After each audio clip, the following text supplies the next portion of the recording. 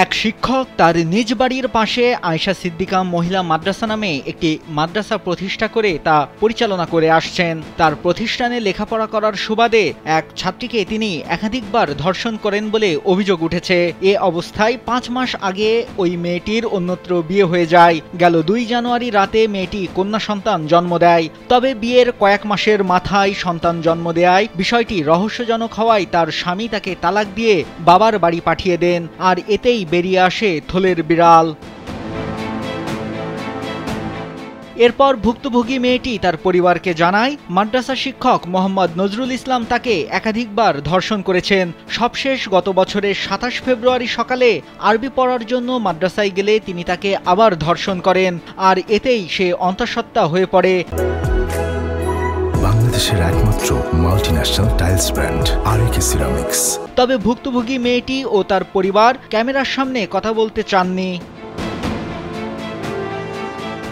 চাঞ্চল্যকর এই ঘটনাটি ঘটে ময়মনসিংহের ফুলবাড়িয়ার পুটিজানা ইউনিয়নের কমলাপুর সেনবাড়ি এলাকায়। এ বিষয়ে এলাকায় আলোচনা সমালোচনার ঝড় বইছে। মাদ্রাসার শিক্ষার্থীদের অভিভাবকরা এ ঘটনায় উদ্বিগ্ন। ভুক্তভোগী ওই শিক্ষার্থীর পাশে আছে এলাকাবাসী। নজরুল ইসলাম আমাদের প্রধান শিক্ষক। এই ঘটনার পর আমাদের মাদ্রাসা বন্ধ হয়ে গিয়েছে। আমরা এই ঘটনার নিন্দা জানাই এবং এর বিচার চাই। এনকা মাদ্রাসা আমরা খুব খুশি আছিলাম। এই ঘটনার পর থেকে আমরা খুব লজ্জিত। আমরা এটার নিন্দা জানাই যে আমরা এটার সূক্ষ্ম বিচার চাই। আমাদের কমলাপুর গ্রামে যে একটি ঘটনা ঘটছে, এই ঘটনার তদন্ত সাপেক্ষে সুষ্ঠু সুন্দর একটা বিচার চাই। এই ঘটনায় আমাদের এলাকাবাসী অনেক লজ্জিত।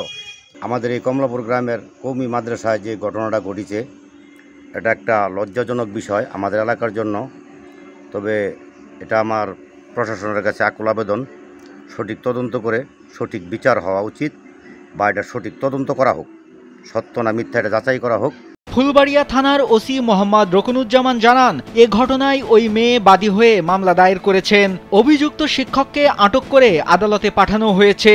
তদন্ত চলমান আছে। ওই মেয়ের নবজাতক আর একটু বড় হলে ডিএনএ টেস্ট করা হবে।